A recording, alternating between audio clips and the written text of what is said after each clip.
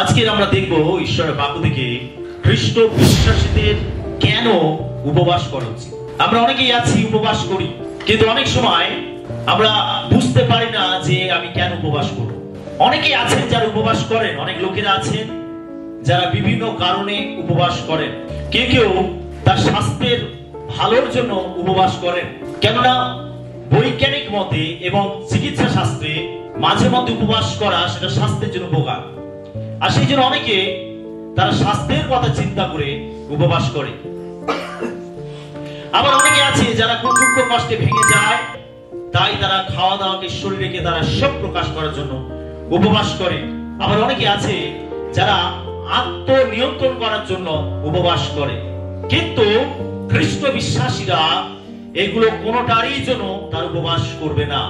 Amen. না তো তারা শুধু স্বাস্থ্যের কথা চিন্তা করে উপবাস করবে, না তো তারা তাদের শোক প্রকাশ করার জন্য উপবাস করবে, আর না তো তারা লোককে দেখানোর জন্য উপবাস করবে। এগুলো কোনোটারই জন্য খ্রিস্ট বিশ্বাসীরা উপবাস করবে না। না তো তারা আত্মনিয়ন্ত্রণ করার জন্য উপবাস করবে। কি আমরা এগুলোর জন্য উপবাস করি? না, এগুলো কোনোটারই জন্য আমরা উপবাস করি না। আর বাইবেল আমাদের এইগুলোর জন্য উপবাস করতে বলে না। কিন্তু আমরা দেখব যে আজকে খ্রিস্ট বিশ্বাসীরা কেন উপবাস করবে, আজকে আমরা সেই বিষয় নিয়ে দেখব। ঈশ্বরের সাহায্য চাওয়ার জন্য খ্রিস্ট বিশ্বাসীরা তাদের উপবাস করা উচিত।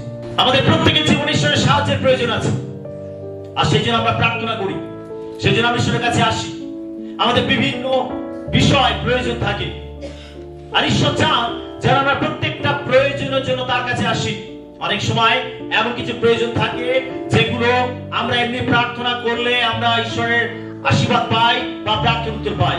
আবার এমন কিছু বিষয় রয়েছে যেগুলো হয়তো আমরা প্রার্থনা করছি কিন্তু আমরা সেটার কোনো রেজাল্ট দেখতে পাচ্ছি না, আমরা প্রার্থনা করছি সেটার উত্তর দেখতে পাচ্ছি না।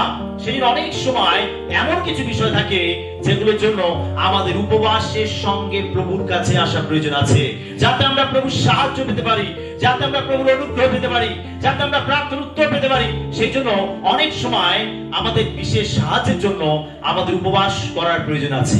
আমরা যেন এটা না ভাবি যে উপবাস করছি মানে ঈশ্বর বাধ্য। না, ঈশ্বরকে আমরা কোনোভাবে বাধ্য করতে পারি না। আমি উপবাস করছি মানে ঈশ্বর বাধ্য হয়ে আমার জীবনে আমার প্রয়োজন মেটাবেন, না, আমরা ঈশ্বরকে কোনোভাবেই বাধ্য করতে পারি না। অনেক সময় ঈশ্বর অনেক কিছু হোল্ড করে রাখেন, অনেক কিছু তিনি আটকে রাখেন আমাদের জীবনে।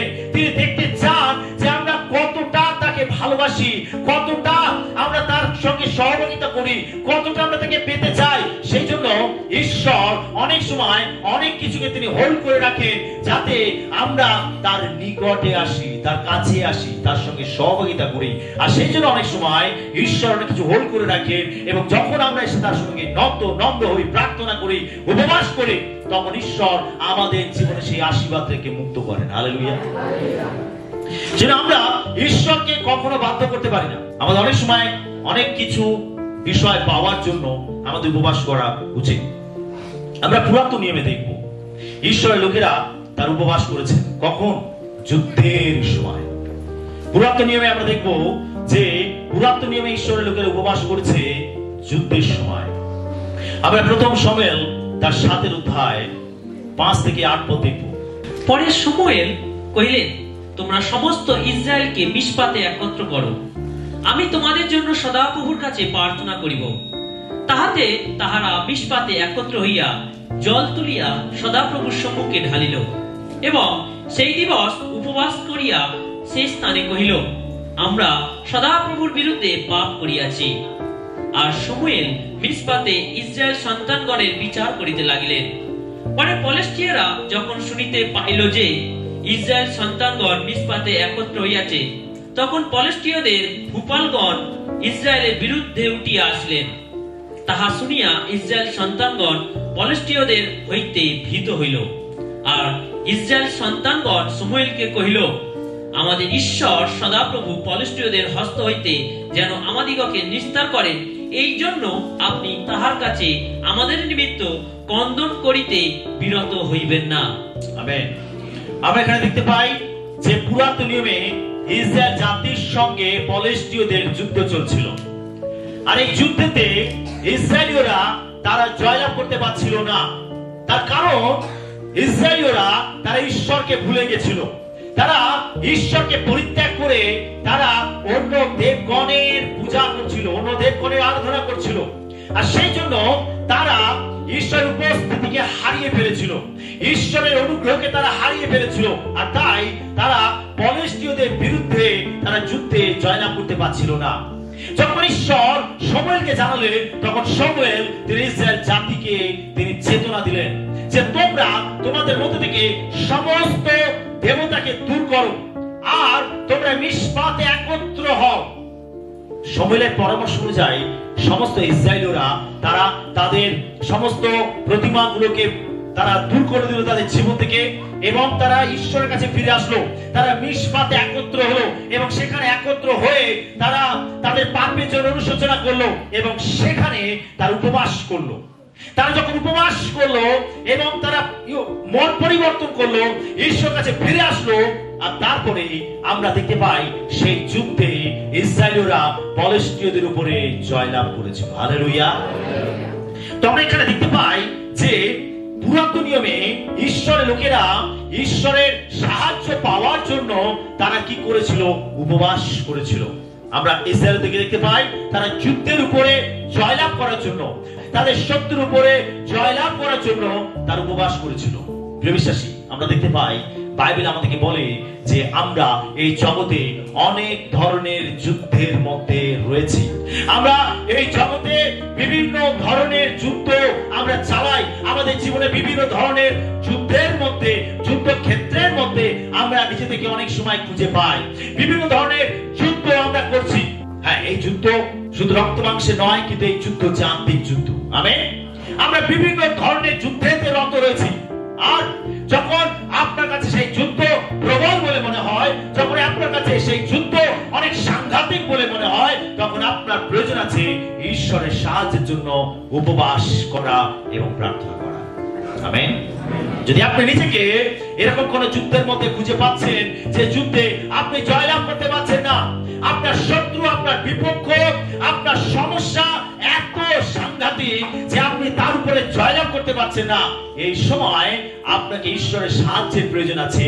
আর আপনি যখন উপবাসের সঙ্গে আপনি প্রার্থনা করবেন, তখন আপনি আপনার জীবনে একইভাবে ঈশ্বরের সাহায্য লাভ করবেন। হালেলুয়া।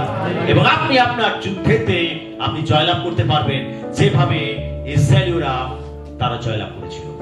আমেন। তারপরের বিষয় আমরা দেখবো, যখন প্রিয়জন অসুস্থ ছিল তখন ঈশ্বরের লোকেরা উপবাস করেছে।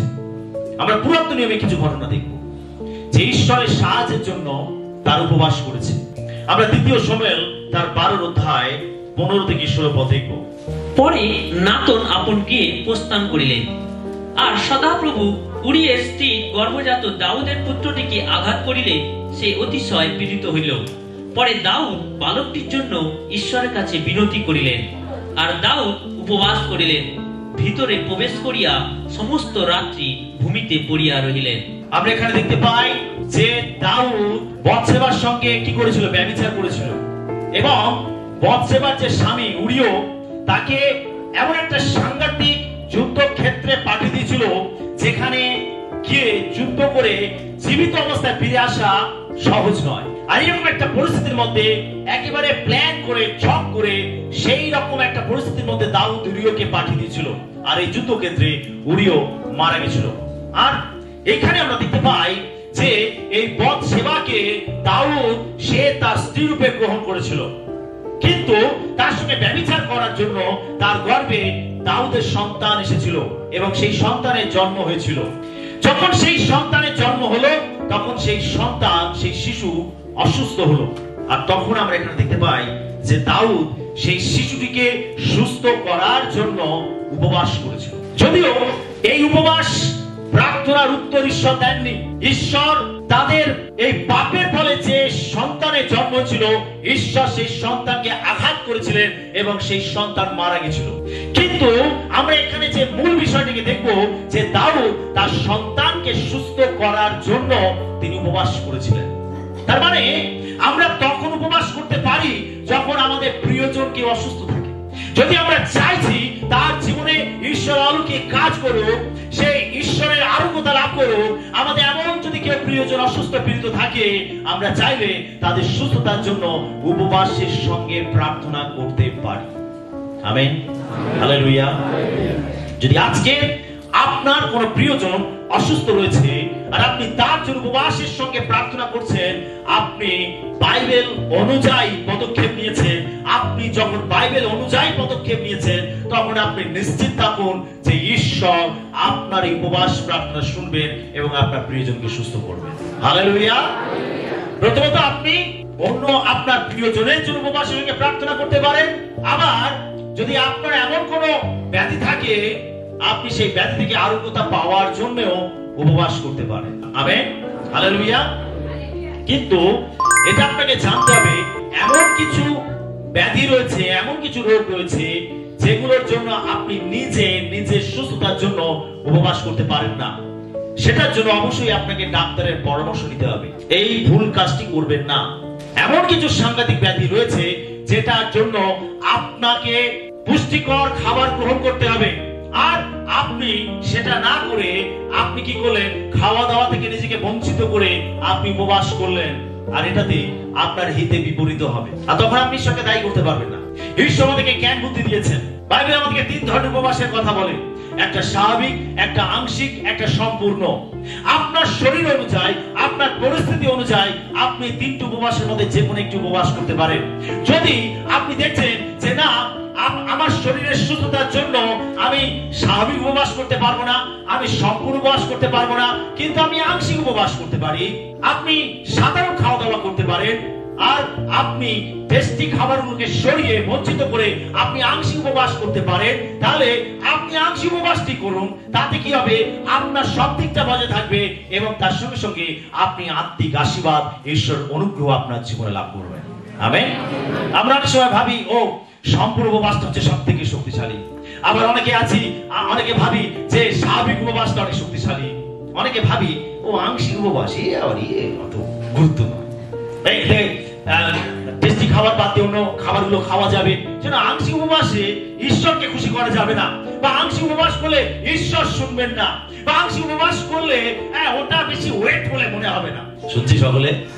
আপনি জেনে রাখুন, ঈশ্বরের লোকেরা বিশেষ পরিস্থিতিতে, বিশেষ ক্ষেত্রে তারা এই 3 ধরনের উপবাস করেছেন এবং এই 3 ধরনের উপবাস করার মাধ্যমে তারা তাদের জীবনে ঈশ্বরের অলৌকিক আশীর্বাদ লাভ করেছে। হালেলুয়া। যেটা কোনো উপবাসই মূল্যহীন নয়। যেমন সম্পূর্ণ উপবাস মূল্যবান, যেমন স্বাভাবিক উপবাস মূল্যবান, তেমন আংশিক উপবাসও মূল্যবান। যেটা আপনার নিরাশ হবার কিছু নেই। যদি আপনি শারীরিকভাবে অসুস্থ রয়েছেন এবং আপনি সম্পূর্ণ উপবাস করতে পারবেন না, আপনি স্বাভাবিক উপবাস করতে পারবেন না, আপনি আংশিক উপবাস করুন, তাতে ঈশ্বর আপনার প্রার্থনা শুনবেন। আমেন। পরবর্তী বিষয় দেখব, ঈশ্বরের কাছে ক্ষমা চাওয়ার জন্য ঈশ্বরের লোকেরা উপবাস করেছে। প্রথম রাজাবলী 21-27 থেকে 29 পদে। আহাব যখন ওই সকল কথা শুনিলেন, তখন আপন বস্ত্র ছিঁড়িলেন এবং গায়ে চট বাঁধিয়া উপবাস করিলেন, চটে শয়ন করিলেন এবং ধীরে ধীরে বেড়াইলেন। পরে তিসবীয় এলিয়ার কাছে সদাপ্রভুর এই বাক্য উপস্থিত হইল, আহাব আমার সাক্ষাতে আপনাকে অবনত করিয়াছে, ইহা কি তুমি দেখিতেছ? সে আমার সাক্ষাতে আপনাকে অবনত করিয়াছে, এজন্য আমি তাহার জীবনকালে ওই অমঙ্গল ঘটাইব না, কিন্তু তাহার পুত্রের জীবনকালে তাহার কুলের উপরে সেই অমঙ্গল উপস্থিত করিব। আমরা এখানে দেখতে পাই যে আহাব পুরাতন নিয়মে সব থেকে দুষ্ট রাজা ছিল, সব থেকে মন্দ রাজা ছিল আহাব। আহাব সবসময় ঈশ্বর ঘৃণিত কাজ করত। আহাব সে প্রতিমা পূজা করত, আহাব তার মিথ্যে ভাববাদী ছিল, আহাব সে লোকেদের উপরে অত্যাচার করত এবং ঈশ্বরের লোকেদেরকে ঈশ্বরের বিরুদ্ধে নিয়ে যেত। অতি মন্দ এবং দুষ্ট রাজা ছিল আহাব। ঈশ্বর তিনি তার ভাববাদী এলিয়ার মাধ্যমে তিনি আহাবকে চেতনা দিয়েছিলেন, তার পাপের জন্য তাকে চেতনা দিয়েছিলেন যে ঈশ্বর তোমার বংশকে, তোমার পরিবারকে আঘাত করবেন এবং তিনি নিশ্চিহ্ন করবেন। তার যে স্ত্রী ছিল ইসেবল, আর সেও ছিল দুষ্ট রানী। ইসেবলের কথা বাইবেলে অনেক জায়গায় উল্লেখ রয়েছে। ইসেবলকে একটা স্পিরিটের সঙ্গে তুলনা করা হয়েছে, একটা দুষ্ট আত্মার সঙ্গে তুলনা করা হয়েছে, যেটা প্রকাশিত বাক্যেতে উল্লেখ করা হয়েছে যে শেষ সময় মণ্ডলীর মধ্যে এই স্পিরিট সক্রিয়ভাবে কাজ করবে। এই ইসেবল সে আহাবকে উত্তেজিত করত মন্দ কাজ করার জন্য, এবং আহাব রাজা মন্দ কাজ করত। এইভাবে আহাব রাজা ইসেবলের দ্বারা পরিচালিত হতো এবং আহাব সর্বদাই মন্দ কাজ করাকে বেছে নিত। আর সেই জন্য ঈশ্বর এলিয়ার মাধ্যমে তাকে চেতনা দিয়েছিলেন যে তোমার এই পাপের জন্য, তোমার এই অন্যায়ের জন্য, অপরাধের জন্য তোমার পরিবারের উপরে আমার ক্রোধ নেমে আসবে। যখন ঈশ্বর আহাবকে চেতনা দিলেন এলিয় ভাবতের মাধ্যমে, তখন আহাব রাজা কি করেছিল? আহাব রাজা নিজেকে নত করেছিল। সে উপবাসের সঙ্গে ঈশ্বরের কাছে অনুতাপ করেছিল। সে স্বীকার করেছিল যে সে পাপ করেছে, সে অন্যায় করেছে, তার জীবনে ক্ষমার প্রয়োজন আছে, আর তাই সে উপবাসের সঙ্গে সে ক্ষমা চেয়েছিল।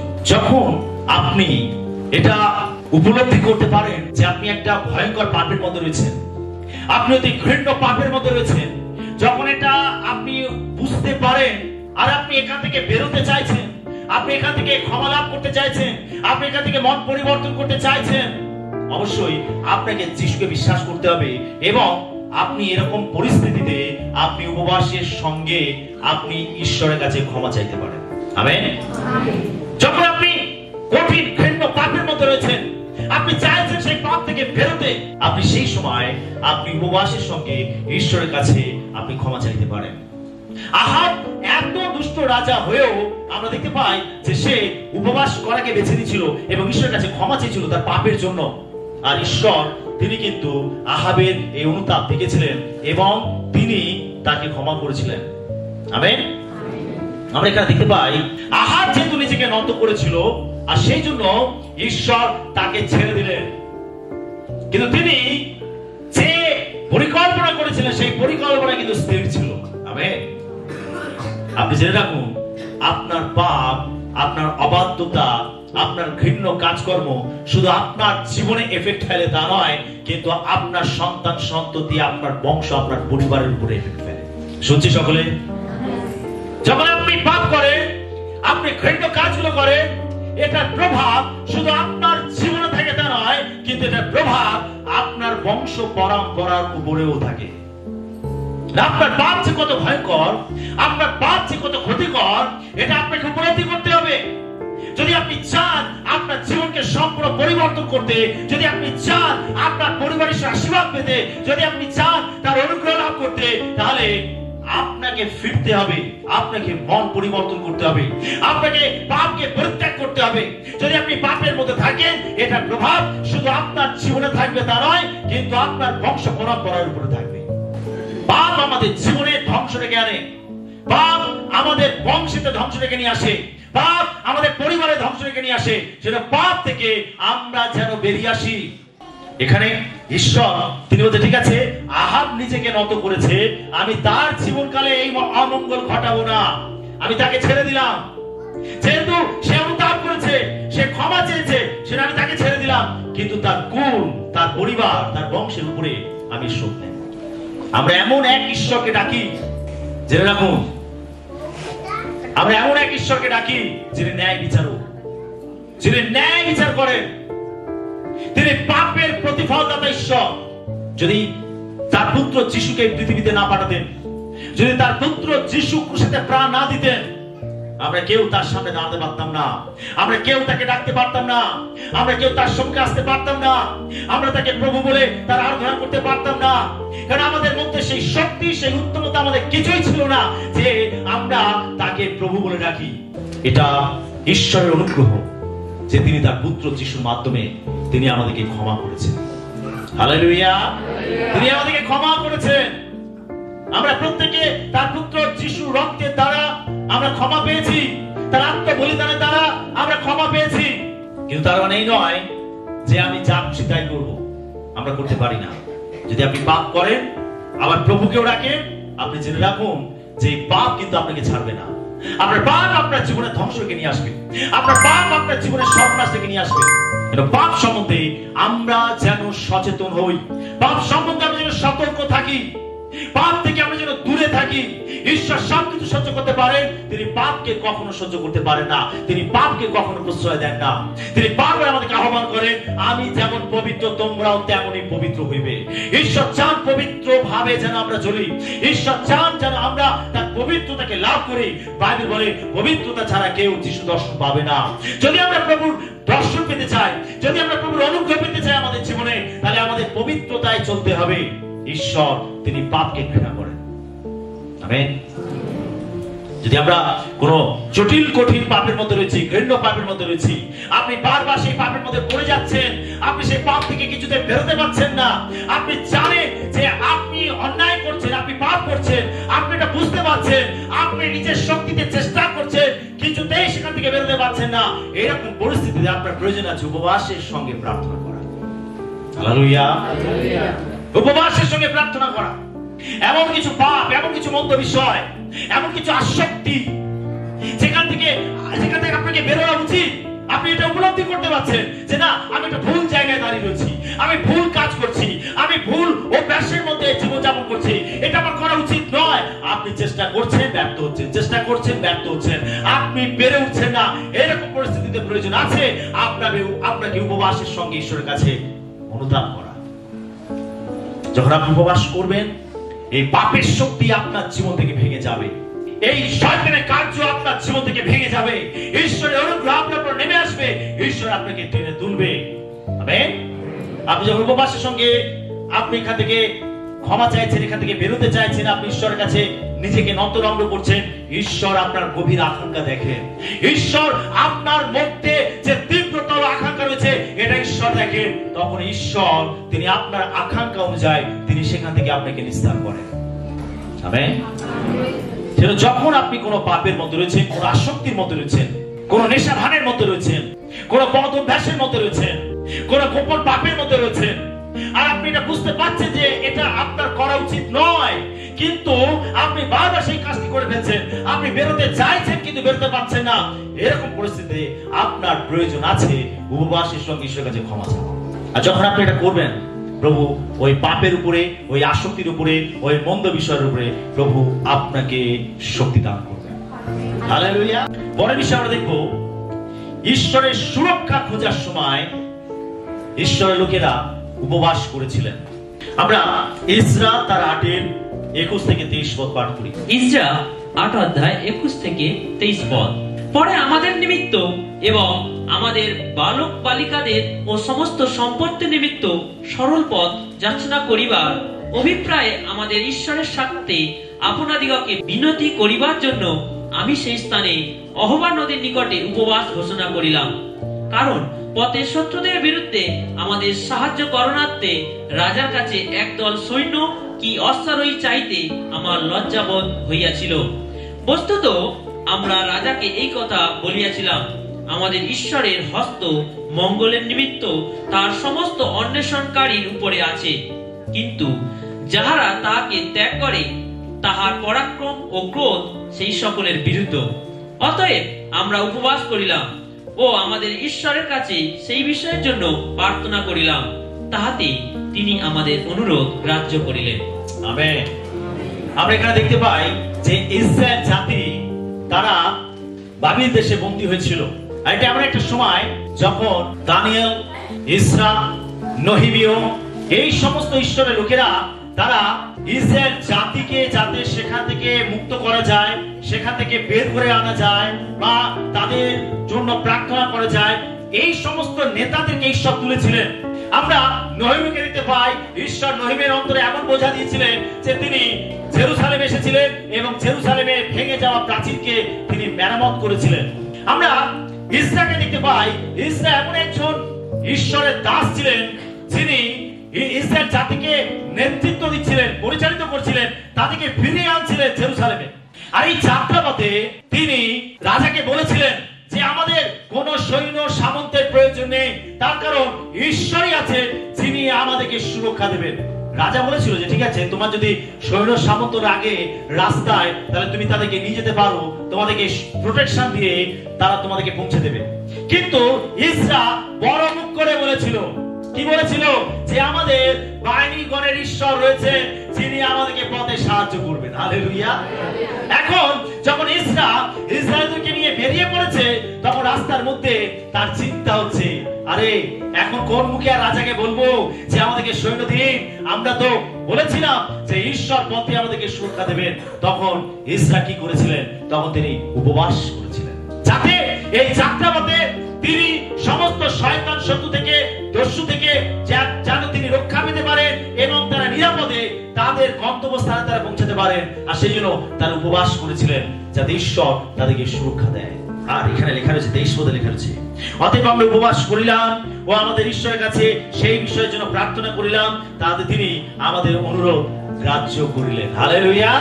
তারপরে ঈশ্বর তাদেরকে পথে সুরক্ষা দিলেন, সকল শত্রু থেকে, দস্যু থেকে তাদেরকে রক্ষা করলেন এবং নিরাপদে তাদের গন্তব্যস্থানে ঈশ্বর তাদেরকে সুরক্ষা দিয়ে পৌঁছে দিলেন। আমেন। এরকম পথে যখন আমরা পথে থাকি, যখন আমাদের জীবনে বিশেষ কোনো সুরক্ষার প্রয়োজন থাকে, হতে পারে কোন শত্রু, কোন দস্যু আপনার অমঙ্গল, আপনার ক্ষতি করার চেষ্টা করছে, বা আপনি এটা উপলব্ধি করতে পারছেন যেটা একটা বিপজ্জনক জায়গা বা একটা বিপজ্জনক পরিস্থিতি। যদি আপনি চাইছেন এইরকম একটা পরিস্থিতিতে ঈশ্বরের সুরক্ষা লাভ করতে, তাহলে আপনি উপবাসের সঙ্গে ঈশ্বরের কাছে প্রার্থনা করতে পারেন। কি আমরা আমাদের জীবনে এরকম পরিস্থিতির সম্মুখীন হই কিনা? আমরা অনেক সময় এরকম পরিস্থিতির সম্মুখীন হই। আর যখনই আপনার জীবনে এরকম কোন পরিস্থিতি আসে যেখানে ঈশ্বরের সুরক্ষার প্রয়োজন আছে, সেই সুরক্ষা পাওয়ার জন্য আপনি উপবাসের সঙ্গে প্রার্থনা করতে পারেন। ঈশ্বর আপনাকে সুরক্ষা দেবেন। আমেন। যদি আপনি পথে রয়েছেন, আপনি সেখানে উপবাস সহকারে আপনি আপনার সুরক্ষার জন্য প্রার্থনা করতে পারেন। বা আপনার কোন শত্রু আপনার উপরে চড়াও হচ্ছে বা আপনাকে আক্রমণ করতে চাইছে, আপনি এই পরিস্থিতি থেকে সুরক্ষা পাওয়ার জন্য আপনি উপবাসের সঙ্গে প্রার্থনা করতে পারেন। ঈশ্বর আপনাকে সুরক্ষা দেবেন। আমেন। ঈশ্বরের প্রতিজ্ঞা যেমন রয়েছে, বলিবে তোমার পার্শ্বে 100 জন, তোমার দক্ষিণে 10 জন, উহা তোমার নিকটে আসিবে না। তুমি সচক্ষে নিরীক্ষণ করিবে, দুষ্টগণের প্রতিফল দেখিবে। আমেন। যিশু দেখানো হইতে রয়েছে, ঈশ্বর আপনার সম্মুখে আপনার শত্রুকে পেরে ফেলবেন। ঈশ্বর আপনার সম্মুখে আপনার শত্রুদেরকে তিনি শাস্তি দেবেন।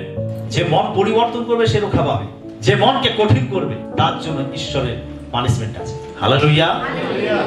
সেজন্য বাইবেল আমাদেরকে বারবার করে বলে তোমরা ঈশ্বরকে ভয় করো। কেন ঈশ্বরকে ভয় করতে বলেছে? যেমন তিনি অনুগ্রহে পরিপূর্ণ, তেমন আমাদেরকে জানতে হবে যে তার ক্রোধ কিন্তু সাংঘাতিক, তার সামনে কেউ দাঁড়াতে পারে না। এই ক্রোধ আমরা দেখবো শেষ দিনে, আমরা দেখবো অন্তিম দিনে, আমরা দেখবো বিচারের দিনে তার ক্রোধ। যখন আমরা প্রকাশিত বাক্য পাঠ করি, আমরা সেখানে দেখতে পাই সন্তাপ, আমরা দেখতে পাই সেখানে ঈশ্বরের সেই তিক্ত মদিরা ঢেলে দেওয়া হচ্ছে একটার পর একটা, আর ভয়ঙ্কর বিপর্যয় নেমে আসছে পৃথিবীর মধ্যে। বিশ্বাসে আমরা শেষ সময় ঈশ্বরের ক্রোধ দেখতে পাবো। তারপর ঈশ্বর ধৈর্য ধরছেন, মানুষকে মন পরিবর্তন করার জন্য সুযোগ দিচ্ছেন। আমরা ভাবছি, অনেকে বলছি, আরে কবে থেকে শুনছি যে তার আগমন হবে, তার আগমন হবে। কোথায় তার আগমন? না না, ওসব বানানো গল্প, সব গুজব। আদৌ তিনি আসবেন না। আরে 2000 বছর হয়ে গেছে। যখন যিশু শিষ্যদেরকে বলেছিলেন, তখন শিষ্যরা ভেবেছিল যে তাদের সময়কালে যিশুর আগমন হয়ে যাবে, আর সেই জন্য তারা মরিয়া হয়ে সুসমাচার প্রচার করেছিল। কিন্তু তখন তো হয়নি। আরে 2000 বছর হয়ে গেছে, এখন তো হয়নি। কবে হবে? কবে হবে? ভিতরের পত্রে লেখা রয়েছে, শেষ সময় উপহাসকেরা উপহাসের সহিত উপস্থিত হইবে আর বলিবে কোথায় তাহার আগমন। হয়তো আমরা অনেকে ভাবছি, আরে তার আগমন আদৌ হবে তো? জগতের লোকেরা ভাবছে, আরে আদৌ তার আগমন হবে তো? অনেকে ভাবছে, জগতের মানুষ অনেকে ভাবছে ওসব যিশু মসিহ বলে সব কিছু নেই। আরে তার কুশাতে মৃত্যুবরণ হয়ে গেছে, তার কাজ, তার চ্যাপ্টার ক্লোজ হয়ে গেছে। জেনে রাখুন, যা কিছু বাইবেলে লেখা রয়েছে তা 100% সত্য। হালেলুয়া। যা কিছু ভাববাণী করা রয়েছে, প্রত্যেকটা ভাববাণী পূর্ণতা লাভ করবে। ঈশ্বর কেন তিনি এখনো পর্যন্ত তিনি তার পুত্র যিশুকে পাঠাচ্ছেন না, তার অনেক কারণ রয়েছে। তিনি ধৈর্য ধরছেন। সব থেকে বড় বিষয় হচ্ছে তিনি ধৈর্য ধরছেন, যাতে পৃথিবীর প্রত্যেকটা মানুষ রক্ষা পায়, তার ক্রোধের মুখে না পড়ে, যাতে তারা মন পরিবর্তন করে বাঁচে। এটা হচ্ছে তার ইচ্ছা। একটা আত্মা যে নরকে পড়ে বিনষ্ট হয়, এমন ইচ্ছা ঈশ্বরের নাই। ঈশ্বর চান যেন প্রত্যেকটা মানুষ, প্রত্যেকটা আত্মা যেন অনন্ত জীবন লাভ করতে পারে। এটা হচ্ছে তার ইচ্ছা, আর সেই জন্য তিনি ধৈর্য ধরছেন। আর তার ধৈর্যকে, তার তার অনুগ্রহকে আমরা অন্যভাবে নিচ্ছি, সন্দেহ করছি আমরা। বিশ্বাসী সেজন্য বাইবেল আমাকে বারবার করে বলে যে ঈশ্বরকে ভয় করো, ঈশ্বরকে ভয় করো। তিনি আত্মা এবং দেহ উভয় নরকে ফেলে বিনষ্ট করতে পারে, তাকে ভয় করো। ঈশ্বরকে ভয় করতে বলা যে ঈশ্বরের ক্রোধের কাছে আমরা কিন্তু দাঁড়াতে পারবো না। আমাদের জীবনে ভয় থাকা দরকার। আমরা ভাবি আরে ঈশ্বর দয়াশীল, আরে প্রভু যিশু দয়াশীল, আরে আমরা যা খুশি করবো আর তার কাছে ক্ষমা চেয়ে নেব। না প্রিয় বিশ্বাসী, আপনি আপনার ক্ষমাকে, আপনার পরিত্রাণকে, ঈশ্বরের অনুগ্রহকে আপনি নিজের স্বার্থে ব্যবহার করতে পারেন না। Amen, hallelujah. আমরা সুরক্ষা পাওয়ার জন্য আমরা উপবাস করতে পারি। নতুন নিয়মে আমরা কয়েকটি ঘটনা দেখি। নতুন নিয়মেও ঈশ্বরের লোকেরা তার উপবাস করেছেন। প্রলোভনের সাথে মোকাবিলা করার সময় যিশু উপবাস করেছেন। আমরা মত্তী তার 4:1 এবং 2 পদ পাঠ করি। তখন যিশু দিয়াবল দ্বারা পরীক্ষিত হইবার জন্য আত্মা দ্বারা প্রান্তরে নিত হইলেন, আর তিনি 40 দিবারাত্র অনাহারে থাকিয়া শেষে ক্ষুধিত হইলেন। আমরা যিশুকে দেখতে পাই যে যিশু তিনি পরিচর্যা কাজ শুরু করার আগে 40 দিন তিনি প্রান্তরে, তিনি উপবাসের সঙ্গে প্রার্থনা করেছিলেন। আর এই সময় শয়তান তাকে পরীক্ষা নিয়েছিল। প্রভু যিশু তিনি এই শয়তানের উপরে বিজয় লাভ করেছিলেন, তিনি শয়তানকে পরাজিত করেছিলেন। বাইবেল বলছে যে শয়তান তার কাছ থেকে চলে গেল, শয়তান সেখান থেকে পালিয়ে গেল। যিশু তিনি শয়তানের প্রত্যেকটা প্রলোভনের উপরে তিনি বিজয় লাভ করেছিলেন। তার কারণ তিনি উপবাসের সঙ্গে প্রার্থনা করছিলেন। বিশ্বাসী আমরা এই পৃথিবীতে বিভিন্ন ধরনের পরীক্ষার মধ্যে পড়ি, বিভিন্ন ধরনের প্রলোভনের মধ্যে পড়ি।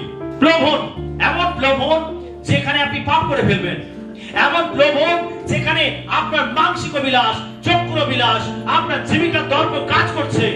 এগুলো হচ্ছে প্রলোভন, আপনাকে পরীক্ষায় ফেলার জন্য, আপনাকে পাপে ফেলার জন্য, আপনাকে আকর্ষণ করছে। আপনি এটা বুঝতে পারছেন। আর এই সমস্ত প্রলোভনের উপরে যদি আপনি জয়লাভ করতে চান, তাহলে আপনাকে উপবাস করার প্রয়োজন আছে। শুনছি সকলে? Hallelujah, hallelujah. যখন আপনি কোন প্রলোভনের মধ্যে পড়ছেন, এই প্রলোভনের উপরে জয়লাভ করার জন্য আপনাকে উপবাস করার প্রয়োজন আছে। দেখুন, প্রলোভনে পড়াটা পাপ নয়, কিন্তু প্রলোভনে পড়ে হেরে যাওয়াই হচ্ছে পাপ। যিশু প্রলোভনের মধ্যে পড়েছিলেন, যিশু পরীক্ষার মধ্যে পড়েছিলেন, কিন্তু তিনি পরীক্ষায় তিনি হেরে যাননি, তিনি পরীক্ষায় জয়লাভ করেছিলেন। যিশুর মতো ব্যক্তিকে যদি শয়তান পরীক্ষা নিতে পারে, তাহলে আমি আপনি কোন সে ছাড়বে শয়তান আমাদের? পদে পদে প্রলোভন, পদে পদে পরীক্ষা, বিভিন্ন পরীক্ষা সে একেবারে প্ল্যান করে, ছক করে, সাজিয়ে গুছিয়ে আমাদের সামনে নিয়ে আসে, টোপ দেবে, আর আপনি টোপটা নিয়ে নেবেন। শয়তান দেখে বাহ ধরেছে তাকে। যখন আপনি কোন প্রলোভনের মধ্যে পড়েন, তখন অবশ্যই আপনাকে উপবাসের সঙ্গে প্রার্থনা করতে হবে। যদি আপনি প্রলোভন থেকে বেরোতে চাইছেন, আপনাকে উপবাসের সঙ্গে প্রার্থনা করতে হবে। আপনি প্রলোভনকে হালকা ভাবে নিতে পারেন না। আপনি যখন প্রলোভনের মধ্যে পড়েন, তখন একটা আত্মিক যুদ্ধ চলতে থাকে, আত্মিক যুদ্ধ। যখন আপনি প্রলোভনের মধ্যে পড়েন, শয়তান যিশুকে পরীক্ষা নিয়েছিল, আরে তুমি না ক্ষুধার্ত রয়েছো, তোমার না এখন খাদ্যের প্রয়োজন আছে, আরে তোমার মধ্যে তো অলৌকিক ক্ষমতা আছে, আরে ওটাকে ব্যবহার করো, ওই পাথরগুলোকে বলো যেন রুটি হয়ে যায়, আর তুমি খেয়ে তুমি তোমার পেট ভরাবে। শয়তান জানতো যিশু কি প্রয়োজন আছে। জেনে রাখুন, আপনার যেটা নেই, আপনার যেটা প্রয়োজন, শয়তান সেটা নিয়ে আপনাকে প্রলোভন দেবে। শয়তান দেখে আমাদের চাহিদা কি আছে, আমাদের প্রয়োজন কি আছে। যদি কারোর অর্থের প্রয়োজন আছে, শয়তান এমন কিছু প্রলোভন নিয়ে আসবে যাতে সেই অর্থটা তো আপনি পাবেন, কিন্তু সেটা পেতে গেলে আপনাকে কোন অন্যায় কাজে সাহারা নিতে হবে। আর শয়তান এরকম ধরনের টোপ নিয়ে আসবে, তো আপনি তো তখন আপনি মরিয়া অর্থের জন্য।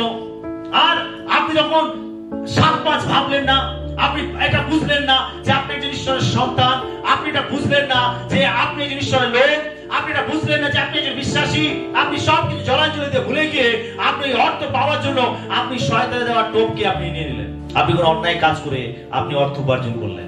শয়তান আপনার সামনে সাজিয়ে গুজিয়ে আপনাকে প্রলোভনের মধ্যে ফেললো, আর আপনি সেই প্রলোভনের মধ্যে পড়লেন এবং পরাজিত হলেন। কিন্তু যখন আপনার সামনে আপনার যেটা নিড আছে সেটা নিয়ে যখন শয়তান পরীক্ষা নিচ্ছে, তখন আপনাকে অবশ্যই এটা বুঝতে হবে যে এটা বাইবেল সঙ্গত কিনা। যদি আপনাকে বারবার আকর্ষণ করছে, আপনি টেম্পটেশনের মধ্যে পড়ছেন, আপনাকে সেই সময় উপবাসের সঙ্গে প্রার্থনা করা উচিত যে প্রভু তুমি আমাকে শক্তি দাও, প্রভু তুমি আমাকে এখান থেকে মুক্ত করো, প্রভু তুমি আমাকে জয় দাও, প্রভু আমি প্রার্থনা করি, প্রভু এখান থেকে আমাকে উঠাও, এই প্রভু থেকে আমাকে রক্ষা করো। দেখুন আপনার মধ্যে, আপনার মনের মধ্যে যে শয়তান বিভিন্ন চিন্তা ভাবনা নিয়ে আসছিল আপনার মধ্যে কাজ করার জন্য, আপনাকে পাপ কাজ করার জন্য, আপনাকে ঈশ্বরের বিরুদ্ধে নিয়ে যাওয়ার জন্য, দেখবেন সেই শক্তি থেকে আপনি সম্পূর্ণ মুক্ত হবেন। আমেন। যিশু কি বলেছিলেন? মনুষ্য কেবল রুটিতে বাঁচে, কেবল রুটিতে বাঁচে না। তার মানে রুটির প্রয়োজন আছে এই জগতে, আমাদের দেহের জন্য আমাদের রুটির প্রয়োজন আছে, আমাদের খাদ্যের প্রয়োজন আছে। কিন্তু যিশু কি বলছেন? শুধু সেই রুটিতেই মানুষ বাঁচবে না, মানুষকে প্রকৃতভাবে বাঁচতে গেলে দরকার ঈশ্বরের বাক্য। হালেলুয়া। যিশু পরীক্ষার মধ্যে পড়েছিলেন, কিন্তু তিনি পরাজিত হননি, হেরে যান। তিনি ঈশ্বরের বাক্যের দ্বারা উত্তর দিয়েছিলেন, কারণ তিনি উপবাসের মধ্যে ছিলেন, তিনি উপবাস করছিলেন এবং সেই উপবাসের দ্বারা তিনি শয়তানের উপরে বিজয় লাভ করেছিলেন। তাই যখন আপনার জীবনে কোনো পরীক্ষা আসছে, তখন অবশ্যই আপনাকে উপবাসের সঙ্গে প্রার্থনা করা প্রয়োজন। আমেন। এই জগতে আমরা যতদিন আছি প্রলোভন আসবে, পরীক্ষা আসবে, শয়তান পরীক্ষা নিয়ে আসবে।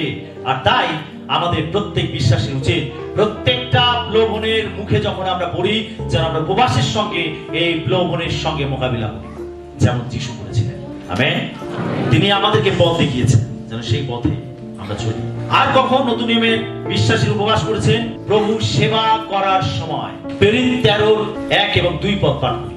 2 পদের প্রথম অংশটা আমরা পাঠ করি। তখন আন্তিওখিয়ার মণ্ডলীতে বারনবা, সিমোন যাকে নিগের বলে, কুরনীয়, লুকিও, হেরোদ রাজার সহপালিত মনেম এবং শৌল নামে কয়েকজন ভাববাদী ও শিক্ষক ছিলেন। তাহারা প্রভুর সেবা ও উপবাস করিতেছিলেন। আমরা এখানে দেখতে পাই আন্তিওখিয়ার মণ্ডলীতে ঈশ্বরের লোকেরা তারা কি করছিলেন? এখানে লেখা রয়েছে যে তারা প্রভুর সেবা ও উপবাস করিতেছিলেন। উপবাস হলো এক ধরনের সেবা। আপনি যখন ঈশ্বরের সেবা করেন, তখন আপনাকে উপবাস করার প্রয়োজন আছে। যখন আপনি ঈশ্বরের সেবা করেন, তখন আপনি উপবাস করতে পারেন। উপবাস হলো এক ধরনের সেবা। ঈশ্বরের সেবা করার সময় আমাদের উপবাস করা প্রয়োজন আছে। আমেন। হালেলুয়া। আজকে যদি আপনি উপবাস করছেন, আপনি জেনে রাখুন যে এই উপবাস এক ধরনের প্রভুর সেবা। কারণ উপবাস আপনি কি করছেন? আপনি ঈশ্বরের সঙ্গে সময় কাটানোর জন্য করছেন। আজকের এই দিনে এই সময় আপনি অন্য কাজ করতে পারতেন, অন্য জায়গায় থাকতে পারতেন, কিন্তু আজকের এই সময়টা আপনি জগতের সমস্ত কাজ কর্মকে সরিয়ে আপনি এই সময়টা প্রভুকে দিয়েছেন, প্রভুর সান্নিধ্যে দাঁড়িয়েছেন। আপনি তার সঙ্গে সহযোগিতা করছেন, তার আরাধনা করছেন, তার সঙ্গে প্রার্থনায় কথা বলছেন, আপনি তার বাক্য পড়ছেন, ধ্যান করছেন, শ্রবণ করছেন। আর এটা হলো এক ধরনের সেবা, প্রভুর উপস্থিতি এখানে রয়েছে। আমেন। উপবাস হলো এক ধরনের সেবা। আপনি যেখানে যখনই উপবাস করেন, অবশ্যই যদি আপনি ঈশ্বরের সঙ্গে সময় কাটানোর জন্য উপবাস করেন, আপনি জেনে রাখবেন যে আপনি সেই সময় প্রভুর সেবা করছেন। হালেলুয়া। আপনি যার সেবা করবেন, সেই ব্যক্তি খুশি হয় কি হয় না? হয়তো সেবা করার মাধ্যমে অন্যকে খুশি করা যায়, তো কি যায় কিনা? আমরা জগতের কারণই আমরা সেবা করেছি কিনা? হতে পারে আত্মীয় পরিজন, বন্ধু বান্ধব যেই আসুন না কেন, বা কোন অতিথি আসুন না কেন, বা আপনার অফিসের বস আসুন না কেন, আমরা বিভিন্ন ভাবে যখন আমাদের বিশিষ্ট ব্যক্তিরা বাড়িতে আসেন বা তাদের সান্নিধ্যে আমরা যখন যাই, তখন আমরা তাদের সেবা করি। আর সেবা মানুষকে কি করে? খুশি করে। যদি আপনি প্রভুর সেবা করছেন, প্রভুকে খুশি হবেন না? প্রভুকে খুশি হবেন না? হবে কিনা? যদি প্রভু খুশি হন, তাহলে তিনি আপনাকে অবশ্যই আশীর্বাদ করবেন। তিনি আপনার চোখে জল মুছে দেবেন, তিনি আপনাকে সান্ত্বনা দেবেন, তিনি আপনাকে স্পর্শ করবেন, তিনি আপনাকে আরোগ্যতা দেবেন, তার মুখ থেকে আশীর্বাদের বাক্য বেরিয়ে আসবে, তিনি আপনাকে উন্নত দেবেন। তার কারণ আমরা যে ঈশ্বরের সেবা করি, তিনি অলৌকিক কার্যকারী, তিনি দয়াতে পরিপূর্ণ ঈশ্বর। একটুখানি সেবা যদি আমরা তার করেছি, তিনি এত দয়া ধরে ধরবান, তিনি আপনার প্রতি দয়াই বর্ষণ করবেন। সেটা উপবাস হলো প্রভুর সেবা। ঈশ্বরের লোকেরা প্রভু সেবা করার সময় তার উপবাস করেছেন। আমরা আন্তিওখিয়ার মণ্ডলীতে দেখতে পাই, লেখা রয়েছে তারা প্রভু সেবা ও উপবাস করিতেছিলেন। যখন আপনি উপবাস করেন, আপনাকে এটা উপলব্ধি করা প্রয়োজন যে আমি এখন প্রভুর সেবাতে নিজেকে নিয়োজিত করছি। প্রভুর সেবা। আপনি উপবাসের সময় কি করছেন? প্রার্থনা করছেন। উপবাসের সময় কি করছেন? আরাধনা করছেন, প্রশংসা করছেন। উপবাসের সময় কি করছেন? বাক্য পাঠ করছেন, ধ্যান করছেন, আপনি তার সঙ্গে সহযোগিতা করছেন। আর এগুলো যখন আপনি করছেন, তখন এটা এক ধরনের প্রভু সেবা। হ্যাঁ, এখানে আপনার নিজের ব্যক্তিগত প্রার্থনা রয়েছে, অবশ্যই রয়েছে, কিন্তু তার সঙ্গে সঙ্গে আপনি একেবারে ঈশ্বরের দৃষ্টিভঙ্গিতে, আপনি বাইবেলের দৃষ্টিভঙ্গিতে দেখুন যে বাইবেল বলছে যে উপবাস হলো এক ধরনের সেবা। এটা আপনাকে উপলব্ধি করতে হবে। তাই যখন আপনি প্রভু সেবা করার জন্য উপবাস করছেন, তখন আপনাকে প্রভু সেবাটা প্রভুকে খুশি করার জন্য করতে হবে। যখন আপনি উপবাস করছেন, আপনি প্রার্থনা করুন। যখন উপবাস করছেন, আপনি তার আরাধনা করুন। যখন উপবাস করছেন, আপনি তার বাক্য পাঠ করুন, ধ্যান করুন। আপনি ঈশ্বরের কাছে নিজেকে ঢেলে দিন, যেন আপনি এই সেবার মাধ্যমে ঈশ্বরকে সন্তুষ্ট করতে পারেন। সেটাই যেন আমাদের লক্ষ্য হতে পারে। Hallelujah, hallelujah. পরের বিষয় দেখো, প্রভুর জন্য কাজ করার সময় ঈশ্বর লোকেরা উপবাস করেছেন। পেরিত্তা 13:2 এবং 3 পদটি পাঠ। তাহারা প্রভুর সেবা ও উপবাস করিতেছিলেন। এমন সময় পবিত্র আত্মা কহিলেন, আমি বারনবা ও শাউলকে যে কার্যে আহ্বান করিয়াছি, সেই কার্যের নিমিত্ত আমার জন্য এখন তাহাদিগকে পৃথক করিয়া দাও। তখন তাহারা উপবাস ও প্রার্থনা এবং তাহাদের উপরে হস্তার্পণ করিয়া তাহাদিগকে বিদায় দিলেন। আমরা এখানে দেখতে পাই, লেখা রয়েছে যে তারা প্রভু সেবা উপবাস করিতেছিলেন, এমন সময় পবিত্র আত্মা তাদের সঙ্গে কথা বললেন। তার মানে যখন আপনি উপবাস এবং সেবা করেন, তখন পবিত্র আত্মা আপনার সঙ্গে কথা বলেন। আমেন। পবিত্র আত্মা আপনার সঙ্গে কথা বলেন। যদি আমরা পবিত্র আত্মার রব শুনতে চাই, যদি পবিত্র আত্মার ইচ্ছাকে আমরা জানতে চাই, তাহলে ঈশ্বর তিনি তার আত্মা দ্বারা আমাদের সঙ্গে কথা বলেন তখন যখন আমরা উপবাসের সঙ্গে তার সান্নিধ্যে আসি। উপবাসের মধ্যে এতটা শক্তি রয়েছে, উপবাসের মধ্যে এতটা আশীর্বাদ রয়েছে যে আপনি যখন উপবাস এবং প্রভু সেবা করেন, সেই সময় পবিত্র আত্মা আপনার সঙ্গে কথা বলতে পারে। তারপরে পবিত্র আত্মা এমন একটা পরিবেশ চান যে পরিবেশে তিনি আসতে পারেন। যখন উপবাসের সঙ্গে নত নম্র হয়ে আমরা তার সঙ্গে সহযোগিতা করি, তখন ঈশ্বর আত্মা আমাদের সঙ্গে কথা বলে। আমরা এখানে দেখি যে কি কথা বলেছিল। এই সময় পবিত্র আত্মা মণ্ডলীর মধ্যে কথা বললেন এবং বললেন যে আমি বারনবা ও শাউলকে যে কার্যে আহ্বান করেছি, সেই কার্যের নিমিত্ত আমার জন্য এখন তাহাদিগকে পৃথক করিয়া দাও। আমরা আন্তিওখিয়া মণ্ডলী দেখতে পাই, অনেকে সেখানে বসে তারা উপবাস করছিল, প্রভু সেবা করছিল, গান প্রার্থনা আরাধনা তারা করছিল, শাস্ত্র অধ্যয়ন করছিল। আর এমন সময় পবিত্র আত্মা সক্রিয়ভাবে নেমে আসলো এবং তাদের সঙ্গে কথা বললো। কি বলছে পবিত্র আত্মা? আমি। পবিত্র আত্মা কি বলছে? আমি বারনবা এবং শাউলকে বেছে নিয়েছি। বারনবা এবং শাউলকে বেছে নিয়েছি বিশেষ কাজের জন্য। আমি তাদের দুজনকে বেছে নিয়েছি। দেখুন মণ্ডলী, তারা যখন উপবাস এবং প্রার্থনা করছিল, তাদের আত্মিক সেন্সিটিভিটি এত বেশি স্ট্রং ছিল যে পবিত্র আত্মা স্পষ্ট রব তারা শুনতে পেল এবং তারা নিশ্চিত হলো যে বারনবা এবং শাউলকে প্রভু বিশেষ কাজের জন্য ডাকছেন। আমেন। মণ্ডলী রেসপন্স করেছিল। মণ্ডলী কি করেছিল? এই দুজনকে আলাদা করেছিল এবং তাদের জন্য প্রার্থনা করেছিল আর তাদেরকে সুসমাচার প্রচারের জন্য পাঠিয়েছিল। প্রিয় বিশ্বাসী, উপবাস এবং প্রার্থনার মাধ্যমে ঈশ্বর তার আত্মা দ্বারা আপনার সঙ্গে কথা বলে থাকে। তাদের বিশেষ কাজের জন্য ঈশ্বর বেঁচেছিলেন। যখন আপনি প্রভুর জন্য বিশেষ কাজ করেন, তখন আপনাকে উপবাস সহকারে করা উচিত। উপবাস সহকারে করা উচিত।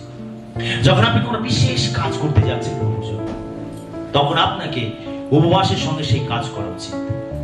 যখন আপনি উপবাসের সঙ্গে আপনি সেই কাজের বিষয়ে প্রার্থনা করেন, তখন ঈশ্বর আপনাকে কি কি করতে হবে তিনি সেই ডিটেইলস গুলো তিনি আপনাকে জানাতে পারেন। আমেন। আর যখন আপনি প্রভুর কাছ থেকে তার ইচ্ছা, তার পরিকল্পনাগুলোকে বুঝতে পারবেন, সেই মতো চলবেন, আপনি সেই কাজেতে সাকসেসফুল হবেন। আপনি ব্যর্থ হবেন না, বরং সেই কাজেতে আপনি কৃত নিশ্চয়তা লাভ করবেন। আর এটা ঈশ্বর চান। ঈশ্বর চান আমাদের সঙ্গে যোগাযোগ রাখতে, ঈশ্বর চান আমাদের সঙ্গে কথা বলতে, ঈশ্বর চান তার প্ল্যান পরিকল্পনা আমাদের কাছে প্রকাশ করতে। যদি না আমরা উপবাসের সঙ্গে তার কাছে আসি, আমরা তার রব শোনার জন্য আমরা ইচ্ছা প্রকাশ করি, তাহলে কিভাবে তিনি আমাদেরকে তার রব শোনাবেন?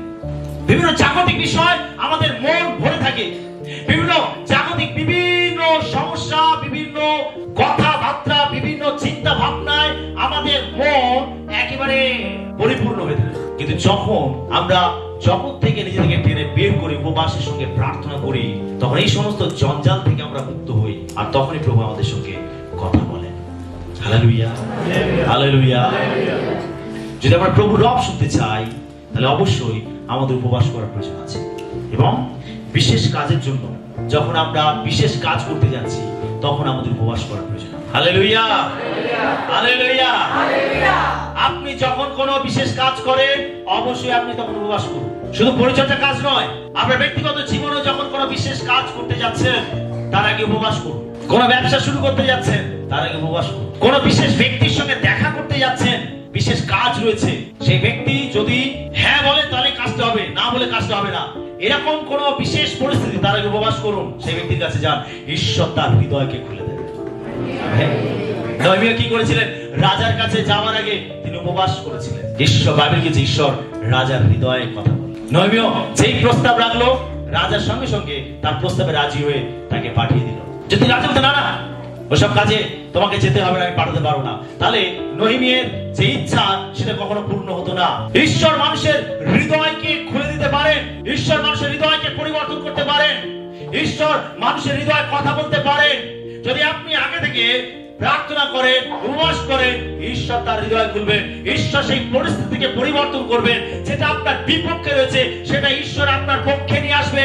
যখন আপনি বিশেষ কাজে যাওয়ার আগে আপনি উপবাসের সঙ্গে প্রার্থনা করেন, আত্মিক ভাবে আমাদের বুদ্ধিমান দেন। কারণ ঈশ্বর তার বাক্যের মাধ্যমে আমাদের কাছে সমস্ত বিষয় প্রকাশ করেছেন যে আমরা এই জগতে কিভাবে চলবো, কিভাবে জীবনযাপন করব। সেজন্য যখন কোনো বিশেষ কাজে যাচ্ছেন, তার আগে উপবাস, সেই কাজ ঈশ্বর আপনার পক্ষে নিয়ে আসবেন এবং তিনি আপনাকে সাকসেসফুল করবেন, আপনি সফলতা দিতে পারবেন। সেজন্য আমাদের বিশেষ কাজ করার সময় উপবাস করার প্রয়োজন আছে। এরপরে বিষয় আমরা দেখব উপবাস এবং প্রার্থনা একসাথে করা উচিত। দেখুন, দুটো বিষয়, একটা হচ্ছে উপবাস আর একটা হচ্ছে প্রার্থনা। দুটো শব্দ, উপবাস এবং প্রার্থনা। উপবাসটা আলাদা বিষয়, প্রার্থনাটা আলাদা বিষয়। কি তাই তো? উপবাস জগতের লোকেরাও করে, ডায়েট করে, শরীর সুস্থ রাখার জন্য করে, উপবাস করছে, কিন্তু তারা প্রার্থনা করে না। উপবাস আর প্রার্থনা দুটো আলাদা বিষয়। আপনি উপবাস না করেও প্রার্থনা করতে পারেন। আমরা যেমন অন্যান্য দিনগুলোতে করে থাকি, আমরা উপবাস করি না, কিন্তু আমরা প্রার্থনা করি। কিন্তু যখন একটা বিশেষ দিন, বিশেষ সময়কে আমরা নির্ধারণ করে রাখি যে অমুক দিনে আমি উপবাস রাখবো, তখন আমরা ডিসিশন নেই এবং আমরা উপবাস করি। আমরা উপবাসের সঙ্গে আমরা কি করছি? প্রার্থনাটাকে যোগ করছি। শুধু উপবাস করছি না, কিন্তু তার সঙ্গে সঙ্গে আমরা প্রার্থনাও করছি, যেটা আমরা মণ্ডলীর মধ্যে করি, যেটা আমরা বিশ্বাসীরা করি। উপবাস এবং প্রার্থনা, বিশ্বাসী আমরা ভালো করে বিষয়টাকে শুনবো। উপবাস এবং প্রার্থনা দুটো আলাদা বিষয়। আপনি শুধু উপবাস করতে পারেন, প্রার্থনা নাও করতে পারেন। আপনি শুধু প্রার্থনা করতে পারেন, উপবাস নাও করতে পারেন। কিন্তু যখন দুটোকে একসঙ্গে করেন, উপবাস এবং প্রার্থনাকে যখন আপনি এক করেন, তখন এটার মধ্যে যে অলৌকিক শক্তি আছে সেটা আপনি আপনার জীবন দেখতে পান। আমেন। আর এটা ঈশ্বর চান আমাদের জীবনে। আমরা মথে লিখিত সুসমাচার তার 17-21 পদে দেখব। যদিও নতুন নিয়মে 21 পদটি নেই, কিছু কিছু অনুলিপিতে পাওয়া যায়। হ্যাঁ, বাইবেলে আছে 21 পদ? হ্যাঁ, বুঝে পেয়েছে? একদম নিচে। কিন্তু প্রার্থনা ও উপবাস ভিন্ন, আর কিছুতেই এ জাতি বাহির হয় না। কি লেখা রয়েছে দেখুন, লেখা আছে কোন কোন অনুলিপিতে এই কথাগুলি পাওয়া যায়। যখন আপনি বাইবেল পাঠ করছেন, অবশ্যই নিচে যে টিকাগুলো দেওয়া থাকে, রেফারেন্স গুলো দেওয়া থাকে, সেগুলোতে একটু চোখ বোলানো উচিত। বাইবেল পড়ার সময় দেখবেন বাইবেলে কোন শব্দের উপরে কোন স্টার মার্কস দেওয়া রয়েছে, হয়তো কোন ক্রস চিহ্ন দেওয়া রয়েছে, তার মিনিংটা একেবারে নিচে দেওয়া থাকে। এগুলোকে চোখ বোলানো উচিত, এগুলোকে দেখা উচিত। দেখি আমরা কতজন দেখি?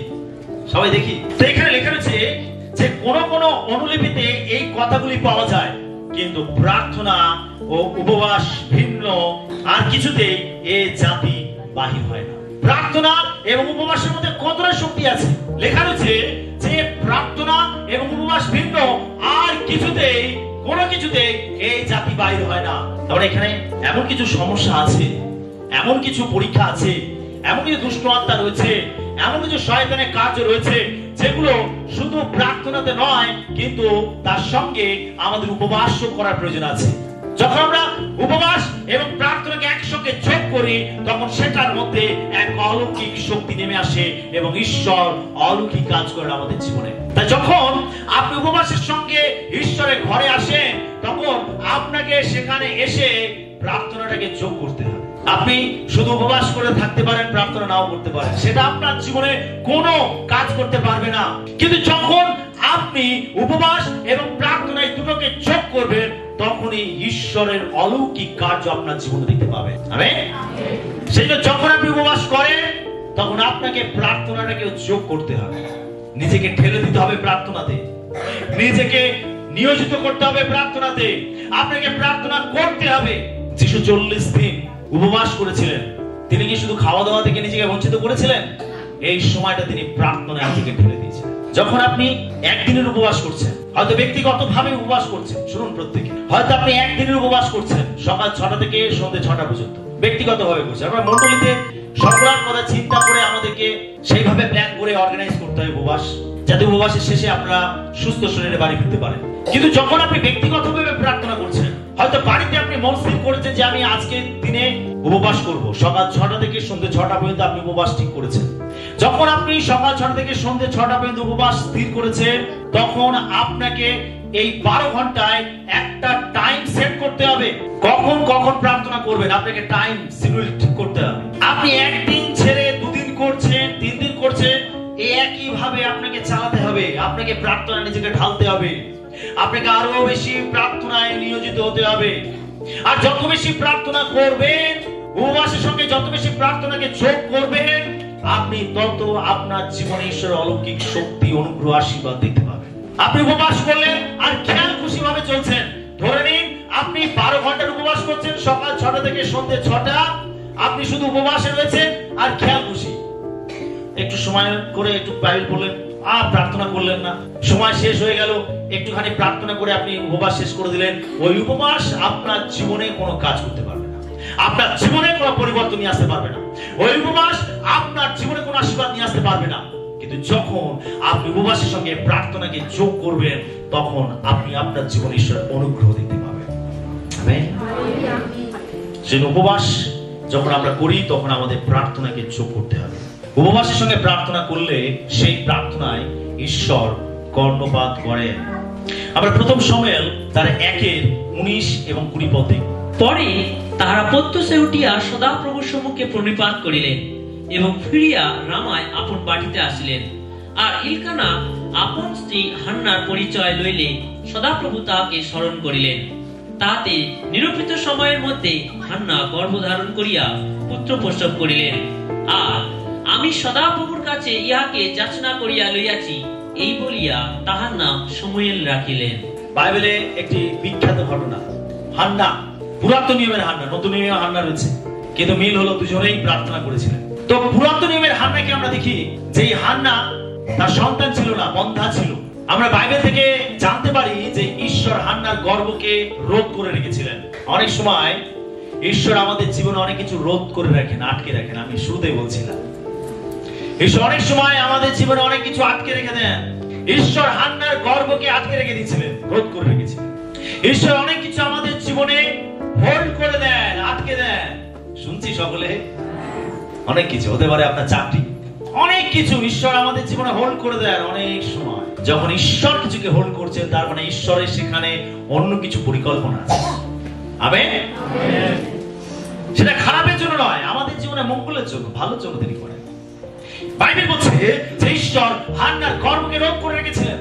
হান্না তার সন্তান ছিল না, সেই জন্য তাকে অনেক দুর্নাম বহন করতে হয়েছে। এখন সে যখন ঈশ্বরের গৃহে গেছে, যখন সে ঈশ্বরের মন্দিরে গেছে, সেখানে গিয়ে সে খাওয়া দাওয়া সরিয়ে সে কি করেছে? সে ঈশ্বরের গৃহে গিয়ে প্রার্থনা করেছে। অর্থাৎ উপবাস সহকারে সে প্রার্থনা করেছে ঈশ্বরের ঘরে গিয়ে। আর ঈশ্বরের ভাববাণী তার উপরে নেমে আসলো।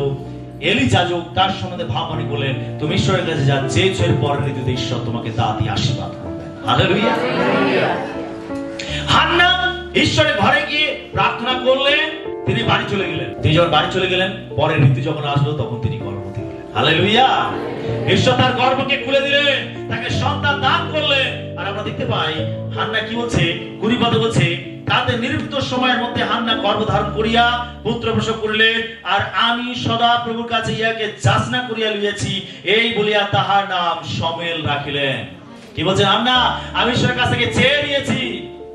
হান্না উপবাসের সঙ্গে ঈশ্বরের ঘরে গেছিল এবং ঈশ্বরের কাছে চেয়েছিল, ঈশ্বরের কাছে প্রার্থনা করেছিল, উপবাসের সঙ্গে ঈশ্বরের কাছে প্রার্থনা করেছিল যে তুমি আমাকে সন্তান দেবে আর সেই সন্তান আমি তোমার সেবার জন্য দেব, সে চিরকাল তোমারই থাকবে।